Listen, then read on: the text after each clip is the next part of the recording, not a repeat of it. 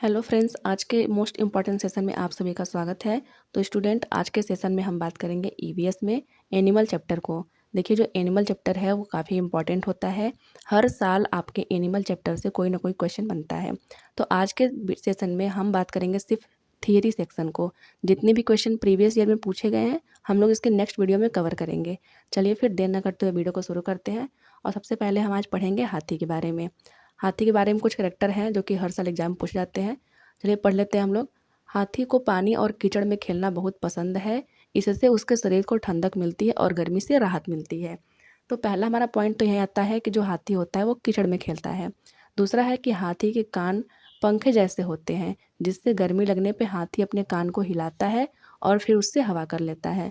तो जो आप लोग जानते होंगे, जो हाथी होता है उसका कान काफ़ी बड़ा होता है, जिससे उसको हवा करने में मदद मिलती है। अगला हमारा स्टेटमेंट है 3 महीने का हाथी का वज़न जो होता है लगभग 200 किलोग्राम का होता है। तो ये ज़्यादा इम्पॉर्टेंट है, ये जो आपका पॉइंट है 200 किलोग्राम वज़न होता है वो इम्पॉर्टेंट है, आप लोग इसको याद कर लीजिएगा। अगला हमारा है हाथी बहुत कम आराम करता है और एक दिन में केवल 2 से 4 घंटे तक सोता है। देखिए, आपसे पूछ सकता है कि हाथी जो होता है वो बहुत कम सोता है, 1 से 2 घंटे सोता है या फिर 5 से 6 घंटे सोता है। तो हमें याद रखना है कि जो हाथी होता है वो एक दिन में केवल 2 से 4 घंटे ही सोता है। अगला हमारा है एक झुंड में 10 से 12 हथनी और बाकी बच्चे होते हैं। इसका मतलब ये है कि एक झुंड में हथनी होती है और बच्चे होते हैं। कितने होते हैं? 10 या 12 लोगों का एक झुंड होता है। तो ये भी याद रख लेंगे। अगला हमारा है जब हाथी 14 से 15 साल तक का हो जाता है, तब वह हाथी उस झुंड में नहीं रहता है और झुंड छोड़कर चला जाता है।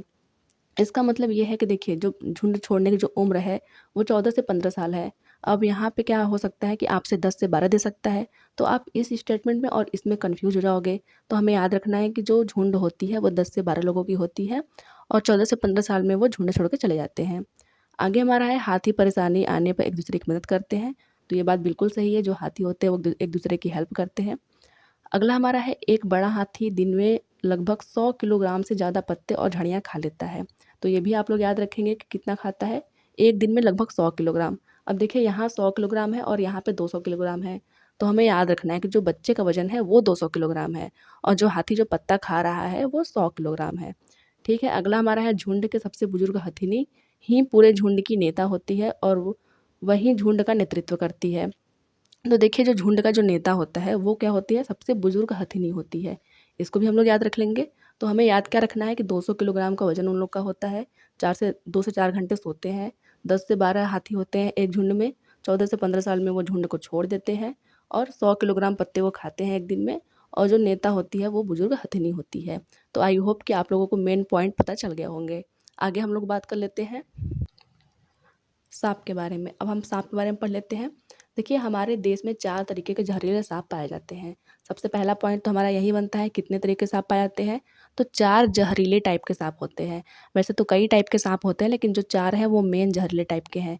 कौन-कौन से हैं? तो इनका नाम हमें याद रखना है। कौन? दुबोइया, नाग, करैत और अफई। तो ये 4 तरह के नाग हैं जो कि जहरीले हैं।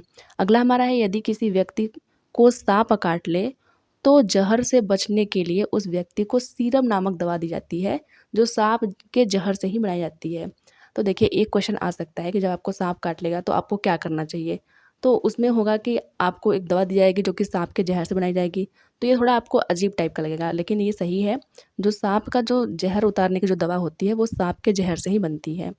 अगला हमारा है सांप जब अपना जहर दाँतों द्वारा छोड़ते हैं। जब सांप किसी को काटता है तो उसके 2 खोखले जहर वाले दाँत उस व्यक्ति के शरीर में जहर चला जाता है। तो हम जानते हैं जो सांप होता है वो 2 खोखले दाँतों से काटता है। तो यहाँ जो है वो आपको कन्फ्यूज़ करने के लिए 3-4 दे सकता है। तो आप लोग याद रखेंगे कि 2 जहरीले खोखले दाँत उसके होते हैं। अगला है सांप के दाँत नुकीले होते हैं, लेकिन वह अपने शिकार को चबाकर नहीं खाता बल्कि पूरी तरह से निगल जाता है और फिर आराम करता है जब तक कि उसका शिकार पच नहीं जाता है। तो क्या करता है सांप? पूरी तरह से निगल के खाता है। आगे देख लेते हैं। देखिए, अगला हमारा है सांप के बाहरी कान नहीं होते हैं, वह सिर्फ ज़मीन पर हुई कंपन को ही सुन पाता है और महसूस कर पाता है। तो एक होता है ना, सब लोग बोलते हैं जो बीन बजाते हैं तो सांप बीन की जो होता है बीन की ध्वनि सुन के वो नाचता है, लेकिन ऐसा कुछ नहीं है। जो सांप होता है उसके बाहरी कान होते ही नहीं है, तो इसलिए वो ज़मीन की कंपन को सुनता है सिर्फ। आगे हमारा है सपेरों को कालबेलिया भी कहते हैं। कालबेलिया नाच में सांप जैसी मुद्राएं होती हैं।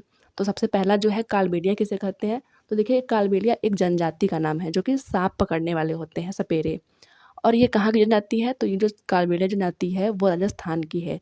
राजस्थान की जनजाति जो होती है उसको कालबेलिया बोलते हैं। जो कालबेलिया है एक डांस भी है जो कि कालबेलिया जनजाति द्वारा की जाती है। इसमें क्या होती है, सांप जैसी मुद्राएं होती हैं उस नाच में। अगला हमारा है सांपों को किसान का मित्र भी कहा जाता है। देखिए दो चीज़ें होती हैं, एक तो आपका केचुआ हो गया और एक सांप हो गया। दोनों को हम लोग किसान का मित्र कहते हैं। अब जो केचुआ होता है वो जो हमारी उर्वरक शक्ति होती है मिट्टी की वो बढ़ाता है, इसलिए हम लोग बोलते हैं। और सांप जो होता है वो चूहों को पकड़ खाता है, इसलिए हम लोग बोलते हैं किसान का मित्र है। अगला स्टेटमेंट है सपेरा जब बीन बजाता है तो बीन से निकली ध्वनि के कंपन के अनुसार अनुक्रिया करता है। देखिए जब सपेरा लोग जब बीन बजाते हैं तो जो सांप होता है ध्वनि के कंपन के अनुसार अनुक्रिया करते हैं, ना कि उन उसमें से निकली आवाज़ के अनुसार। ठीक, आप लोग इसको याद रखेंगे, कंपन के अनुसार। एक बात आप लोग और जान लीजिए, जो सपेरे लोग की जो बीन होती है वो सूखी लौकी से बनती है। तो ये भी पूछ सकता है आपसे कि सपेरे लोगों का बीन किस चीज़ से बनती है, तो वो सूखी लौकी से बनती है। आगे पढ़ लेते हैं हम लोग कौन सा जानवर है। देखिए अगला हमारा है बाघ। तो बाघ के बारे में पढ़ लेते हैं। पहला स्टेटमेंट है बाघ समूह में रहते हैं और एक समूह में लगभग 10 से 12 बाघ होते हैं। तो हमें ये याद रखना है कि एक समूह में 10 से 12 बाघ होते हैं। वहीं हमने हाथी के बारे में क्या पढ़ा था कि 14 से 15 हाथी एक समूह में होते हैं। दूसरा हमारा है बाघ के समूह का नेतृत्व तो बाघिनी करती है। तो ये भी बात सही है, वहाँ हमने पढ़ा था कि बुजुर्ग हथनी करती है और यहाँ हमने पढ़ा है कि जो बाघिन होती है वो करती है। अगला हमारा है कि बाघ के दोनों कान बाहर की आवाज़ का पता करने के लिए अलग अलग दिशाओं में ज़्यादा घूम भी सक जाते हैं। तो देखिए जो बाघ के जो दोनों कानें होती हैं, जो दोनों कान होते हैं, वो क्या कर सकते हैं कि एक ही टाइम पे अलग अलग दिशाओं में घूम सकते हैं। ये भी याद रखेंगे। अगला हमारा है कि बाघ की दहाड़ 3 किलोमीटर दूर तक सुनाई देती है। अब देखिए यहाँ आता है परीक्षा वाला इंपॉर्टेंट पॉइंट। यहाँ आपसे ये पूछ सकता है कि जो बाघ की दहाड़ होती है वो 2 किलोमीटर सुनाई देती है, 4 किलोमीटर सुनाई देती है। तो हमें याद रखना है कि सिर्फ और सिर्फ 3 किलोमीटर दूर तक सुनाई देती है, हमें ये याद रखना है। अगला हमारा स्टेटमेंट है बाघ अंधेरे में हमसे 6 गुना बेहतर देख लेते हैं। और देखिए यहाँ पे 6 गुना है। अगर वहीं बर्ड की बात करें जैसे चील हो गया, गिद्ध हो गया, ये लोग हमसे 4 गुना अधिक देखते हैं। तो इसकी एक ट्रिक है, याद हम लोग करेंगे कैसे। जो बाघ होता है उसका 4 पैर होता है, तो हम लोग बोलेंगे 1 2 3 एंड 4। और वो क्या करते हैं 2 गुना मतलब 6 गुना देखते हैं, तो हम लोग बोलेंगे कि अगर 2 आँखें होती हैं तो 2 आँखें हम लोग बना देते हैं, तो ये आपका हो गया 6 गुना। अगर पक्षियों की बात करें तो पक्षियों को 2 पैर होते हैं और 2 आँखें होती हैं, तो वो क्या करते हैं 4 गुना अधिक देखते हैं हमसे। ये एक ट्रिक है, आप लोग अपने मन से याद कर सकते हैं। तो जो बाघ होता है अंधेरे में 6 गुना बेहतर देख लेता है। अगला है कि बाघ अपने इलाके में मूत्र करके उसकी गंध छोड़ता है और दूसरी बार इस गंध को तुरंत पहचान लेते हैं। देखिए जो कुत्ता होता है, बाघ होता है, शेर होता है, ये सब क्या करते हैं कि अपने इलाके को पहचानने के लिए मूत्र का प्रयोग करते हैं। जो मूत्र की गंध होती है उसके द्वारा वो अपने पहचान जाते हैं कि ये इलाका किसी और का है या फिर ये इलाका हमारा है। अगला है कि बाघ का नर बच्चा जो होता है वो 3 से 4 वर्ष की उम्र में अपने समूह को छोड़ देते हैं। ठीक है, वहाँ पे क्या था, वहाँ था कि आपका 10 से 12 साल में समूह को छोड़ देते हैं। यहाँ पे है 3 से 4 साल में समूह को छोड़ देते हैं। बाघ के जन्म के समय बच्चा का जो वजन होता है वो 2 से ढाई केजी का होता है। अगला है बाघ अंधेरे में अपनी मूंछों के माध्यम से रास्ता बना लेता है। तो देखिए ये भी स्टेटमेंट काफ़ी इंपॉर्टेंट है, क्योंकि इसमें पूछ देगा कि जब अंधेरा होता है तो बाघ जो होता है अपना रास्ता कैसे पता करता है। तो यहाँ है कि मूंछों के माध्यम से। स्टेटमेंट में दे सकता है कि वो अपने कान के माध्यम से आवाज़ सुनकर, आँखों के माध्यम से या फिर पत्तों के सरसराहट से, जो भी है। तो आप लोग बताओगे कि मूंछों के माध्यम से रास्ता बना लेता है अंधेरे में भी। तो ये तो था बाघ के बारे में। आगे पढ़ लेते हैं स्लॉथ। देखिए स्लॉथ भी काफ़ी इंपॉर्टेंट एनिमल है। पढ़ लेते हैं स्लॉथ के बारे में। स्लॉथ भालू जैसा दिखते हैं परंतु यह भालू नहीं होते हैं। ये है कि स्लॉथ दिन में करीब 17 घंटे पेड़ों से उल्टे लटक के सोते हैं। तो देखिए यहाँ पे है 17 घंटे, अब स्टेटमेंट में आपको दे देगा 18 घंटे। और अगर आपने ध्यान से नहीं पढ़ा है तो वो स्टेटमेंट आपका गलत कर देंगे आप लोग। तो आप याद रखेंगे कि जो स्लॉथ होता है वो 17 घंटे तक सोता है। आगे है स्लॉथ एक सप्ताह में एक बार शौच करने के लिए पेड़ से नीचे उतरते हैं। कुल मिला के अगर बात करें तो स्लॉथ जो होते हैं वो काफ़ी आलसी होते हैं। वो एक सप्ताह में एक ही बार शौच करने के लिए पेड़ से नीचे उतरते हैं। स्लॉथ जिस पेड़ पे रहते हैं उसी उसी के पत्ते खा के अपना पेट भरते हैं और 40 वर्ष की वर्ष तक अपने जीवन में केवल 8 पेड़ों पर घूमने की तकलीफ उठाते हैं। मतलब ये 40 साल की अपनी उम्र अगर इनकी है तो वो केवल 8 पेड़ों तक ही घूमते हैं। आगे है स्लॉथ एक अच्छा तैराक भी है, तो ये भी पॉइंट काफ़ी इंपॉर्टेंट है। इसमें जो सबसे अधिक जो अच्छा पॉइंट है वो है 17 घंटे पेड़ों से उल्टा लटक के सोता है। ये वाला बिल्कुल सही है, आप लोग इसको याद रख लेंगे। अगला हमारा एनिमल कौन सा है? तो अगला हमारा एनिमल जो चींटी है, तो चींटियों के बारे में पढ़ना है हमें। देखिए पहला हमारा स्टेटमेंट है, चींटियाँ मिलजुल कर रहती हैं और चींटियों का काम बटा हुआ रहता है। रानी चींटी अंडे देती है और सिपाही चींटियाँ बिल का ध्यान रखती हैं। तो जैसे हम लोगों ने मधुमक्खी के केस में देखा हुआ था कि जो मधुमक्खी होती है वो रानी एक होती है, एक वर्कर होती है और एक ड्रोन टाइप में होता है। तो जो रानी मक्खी थी वो भी अंडे देने का काम करती थी, और यहाँ पे जो रानी चींटी है वो भी क्या करती है, अंडे देने का काम करती है, और सिपाही चींटियाँ बिल का ध्यान रखती हैं। अगला है, काम करने वाली चींटियाँ भोजन ढूंढकर बिल तक लाती हैं और इस प्रकार सभी चींटियाँ अपना काम करती हैं। तो रानी मक्खी अंडे देने का काम कर रही है, सिपाही चींटियाँ जो होती हैं वो बिल का ध्यान रख रही है, और जो काम करने वाली चींटियाँ हैं वो भोजन ढूंढ रही हैं। अगला हमारा है, चींटियां चलते समय जमीन पर कुछ गंध छोड़ देती हैं जिसे सूंघकर पीछे वाली चींटियों को रास्ता मिल जाता है।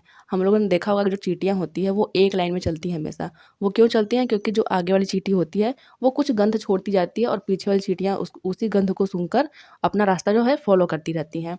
अगला हमारा है, अगर वह चींटी कहीं दूर निकल जाती है तो वो अपनी गंध की वजह से वापस अपने स्थान तक लौट आती है। आई होप कि आप लोगों को समझ में आ गया होगा। अगला हमारा है, रेशम का कीड़ा। तो देखिए रेशम के कीड़े के बारे में पढ़ना है। पहला हमारा है कि रेशम कीट पालन को सेरीकल्चर कहते हैं। पहला क्वेश्चन तो हमारा इंपॉर्टेंट यहीं से बन जाता है कि रेशम कीट पालन को क्या कहते हैं, तो सेरीकल्चर कहते हैं। अगला हमारा है, रेशम के कीड़े को शहतूत के पेड़ों पर पाला जाता है। तो देखिए जो शहतूत होती है, मतलब मलबेरी प्लांट जो होता है, उस पर क्या होता है, रेशम के कीड़े पाले जाते हैं। और अगर शहतूत की खेती की बात करें तो जो शहतूत के जो पेड़ की खेती होती है उसको हम लोग मॉरीकल्चर कहते हैं। तो रेशम कीट पालन को सेरीकल्चर, और जो शहतूत की जो खेती होती है उसको हम लोग मॉरीकल्चर कहते हैं। आगे हमारा है, रेशम का कीड़ा अपनी मादा को उसकी गंध से कई किलोमीटर दूर से पहचान लेता है। तो ये स्टेटमेंट काफ़ी इंपॉर्टेंट है। आपका पहला और तीसरा स्टेटमेंट दोनों इंपॉर्टेंट है, और दूसरा भी इंपॉर्टेंट है कि किस पेड़ पे पाला जाता है, तो शहतूत के पेड़ पे। तो इसमें आपको दे देगा कि कौन सा ऐसा कीट है जो अपनी मादा को गंध से पहचानता है। तो ऑप्शन में अगर रेशम का कीड़ा है तो आप लोग उसी को टिक टिक करेंगे। बढ़ते हैं अगले टॉपिक के बारे में। अगला हमारा टॉपिक है चूहा। देखिए चूहों के बारे में पढ़ना है। चूहों को देखने की क्षमता बहुत कम होती है, ये हमें जानना है कि जो चूहे होते हैं वो कम देख पाते हैं, उनकी क्षमता कम होती है, लेकिन उनके सुनने और स्वाद लेने की जो क्षमता होती है वो काफ़ी अच्छी होती है, काफ़ी अधिक होती है। अगला हमारा है गिलहरी। तो गिलहरी के दांत हमेशा बढ़ते रहते हैं, लेकिन घिसने और कुतरने से छोटे हो जाते हैं। इसका मतलब है चूहे और गिलहरी दोनों जो होते हैं उन दोनों के दांत बहुत ज़्यादा बढ़ते रहते हैं, हमेशा बढ़ते रहते हैं। और क्या है कि अगर ये अपना कुछ ना कुछ कुतरेंगे नहीं तो इनका दांत इनके ही मुंह में धंस के ये लोग डेड कर जाएंगे। इसलिए दोनों लोग, जो चूहा और गिलहरी होते हैं, दोनों लोग अपने दांत को बढ़ने से रोकने के लिए कुछ ना कुछ हमेशा कुतरते रहते हैं। तो ये हो गया चूहा और गिलहरी के बारे में। तो फ्रेंड्स आज की वीडियो में सिर्फ इतना ही। आई होप कि आप लोगों को एनिमल वाला चैप्टर काफ़ी अच्छे तरीके से समझ में आया होगा। इनसे जितने भी क्वेश्चन प्रीवियस ईयर में आए हुए हैं हम लोग नेक्स्ट वीडियो में लेके आएंगे। आज की वीडियो में सिर्फ इतना ही। जो बच्चे नया हैं चैनल को सब्सक्राइब कर लीजिए ताकि आपको हमारी वीडियो की नोटिफिकेशन मिलती रहे। तो आज की वीडियो में सिर्फ इतना ही। मिलते हैं फिर किसी वीडियो में, तब तक के लिए धन्यवाद।